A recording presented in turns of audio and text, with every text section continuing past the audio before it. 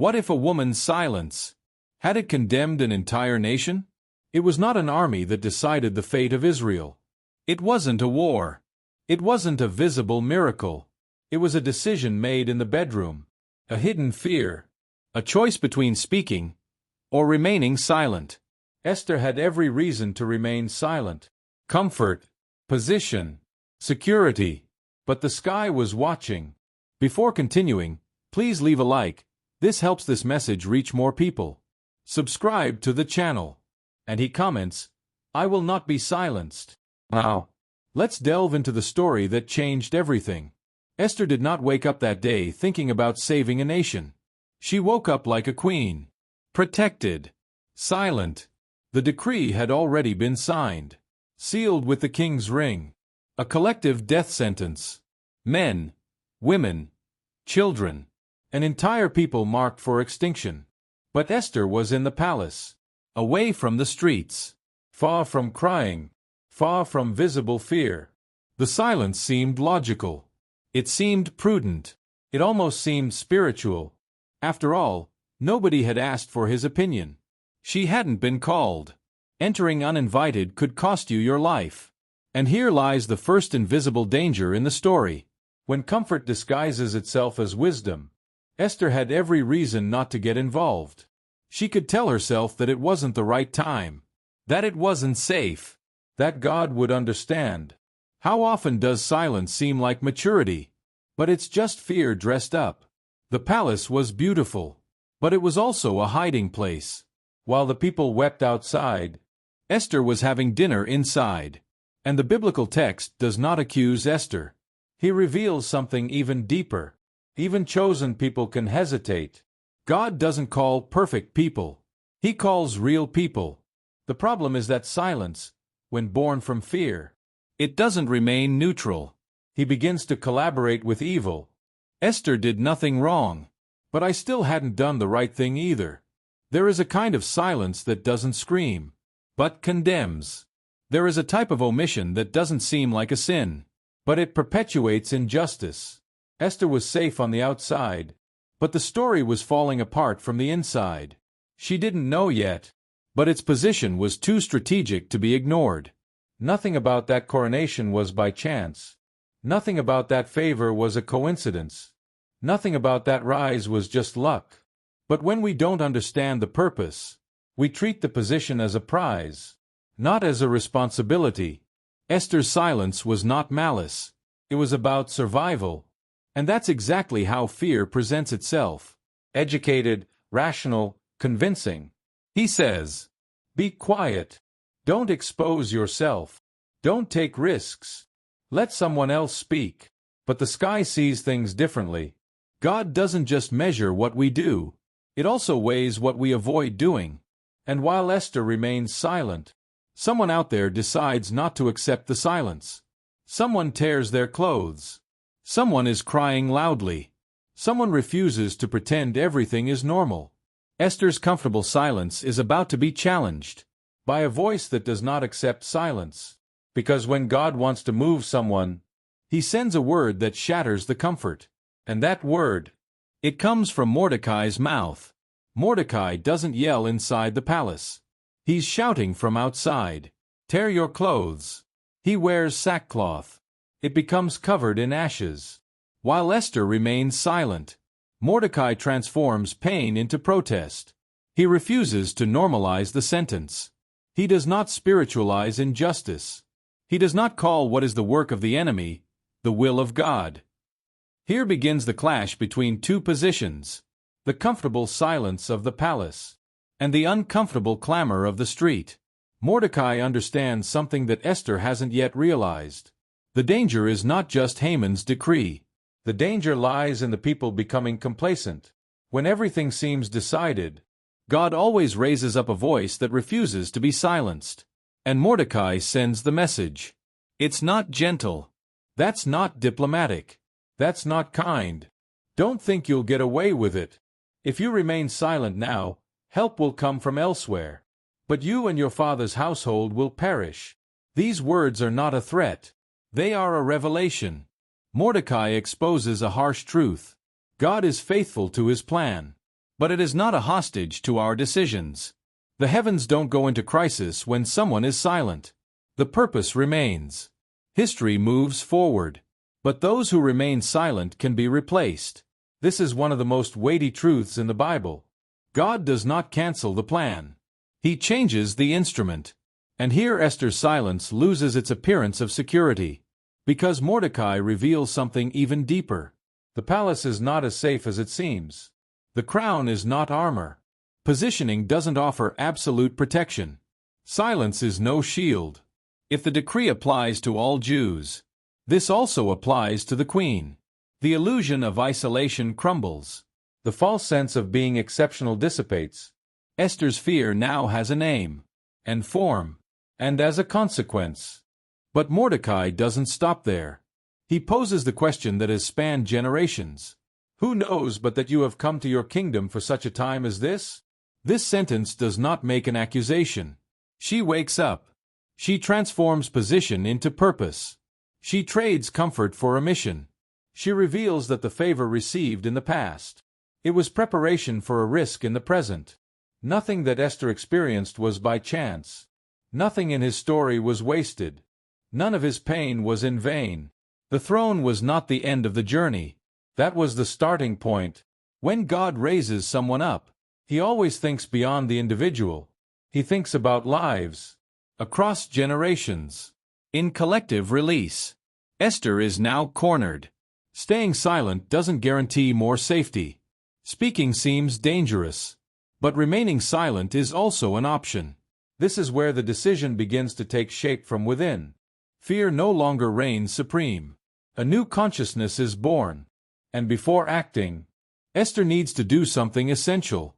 She needs to understand the reason for her position. Because when the purpose becomes clear, courage begins to emerge. And this understanding, it will take Esther to the most profound moment in history. The moment she stops, she reflects, and acknowledges that he didn't get there by chance. It's the next step, that the silence begins to die, and the call begins to speak. Esther does not respond immediately. She doesn't run. She doesn't act on impulse.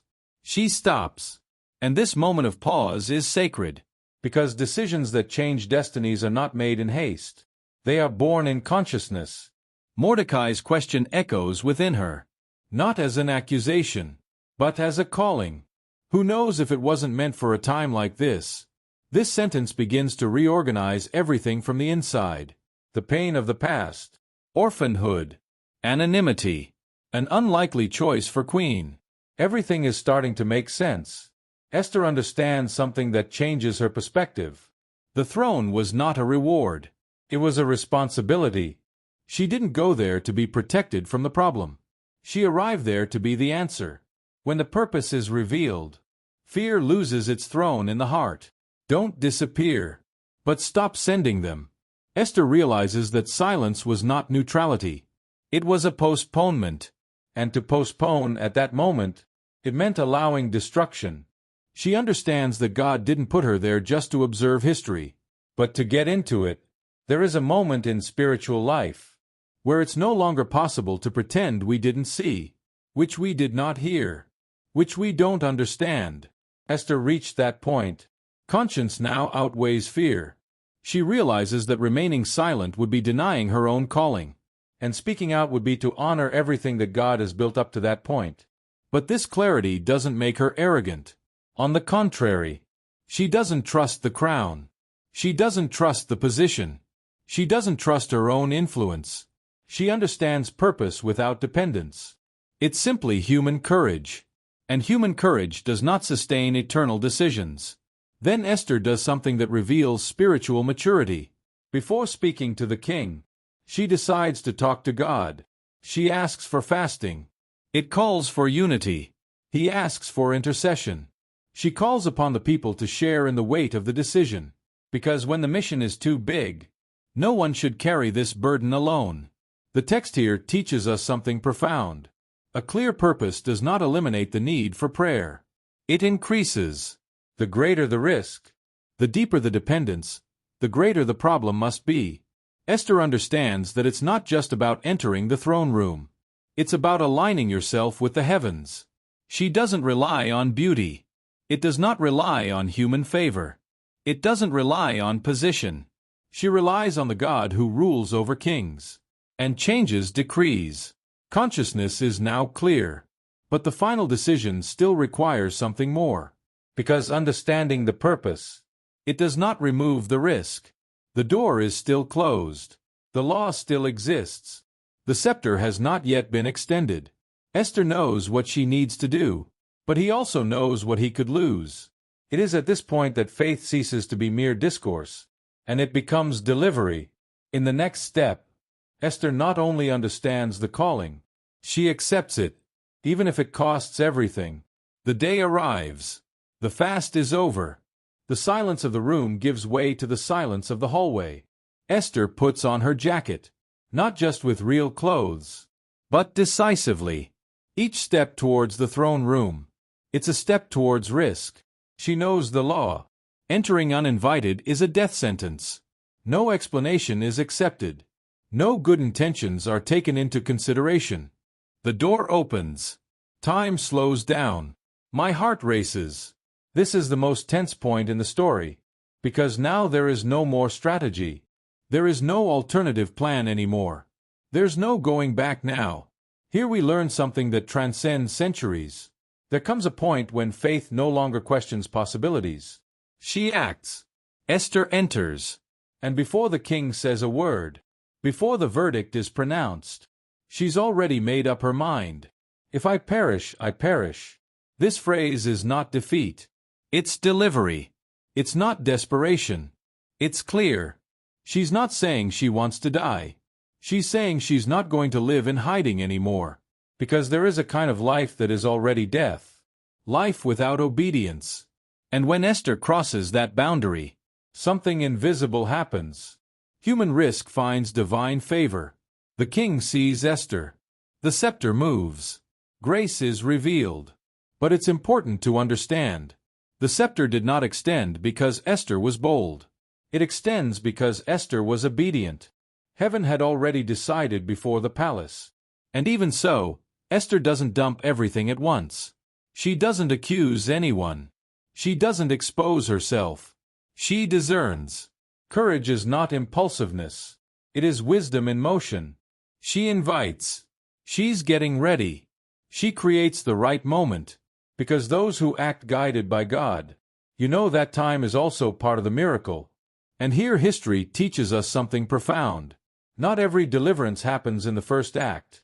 Some require patience after courage. Esther risked her life to enter.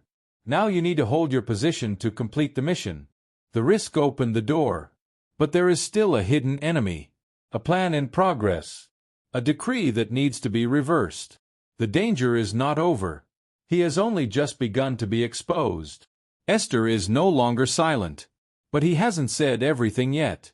The favor opened up an opportunity. But now comes the trickiest part. To confront evil without losing one's alignment. In the next step, the voice that was once silenced, it will reveal the enemy. And when that happens, it won't just be a queen speaking. Is God using a voice? Who decided not to back down? The moment has arrived. The table is set. The banquet seems simple. But the sky is completely silent. Nothing here is accidental. Each invitation, every word, every pause. Esther looks at the king. Look at Haman. And then he speaks. Don't shout. He doesn't accuse with fury. She reveals it truthfully. We were sold to destruction. At that moment, the invisible becomes visible. The hidden plan is brought to light. The enemy is exposed before the throne. What was planned in secret? It loses its power when confronted with the truth. Haman does not fall because of the sword. He falls because the light arrives. And here is one of the most powerful spiritual laws in the Bible. Evil thrives in silence. But it crumbles when the truth is revealed. Esther speaks. And when she speaks, she changes everything. The decree announcing death. It's starting to be reversed. The sentence is annulled. Mourning turns into celebration. All because one voice decided not to be silenced. The people live. Because someone understood time. The nation is preserved. Because someone took the risk. And the strongest part of this story. The fact is that God doesn't appear explicitly even once. No visible miracle. No supernatural signs. But He is in every detail. In time. In the strategy. With courage. On the river. God acts when someone decides to obey. And now the question is taken out of the text. And enters your life. Where has God placed you? What position do you hold today? Which environment depends on your voice? Perhaps there is no written decree. But injustice exists. There is pain. There is someone waiting for you to speak. Silence can seem like protection. But obedience is deliverance. And just like Esther, perhaps you've made it this far. For a time like this. The story ends with a celebration. But it always starts with a decision. To speak. Or remain silent. Obey. Or hide. If this message resonated with you, leave a like now. This helps this message reach more people. Subscribe to the channel to continue learning Bible stories that transform decisions into destinies. And write in the comments with faith and awareness. For this time I will speak. Because when a voice rises up, God transforms the ending of the story.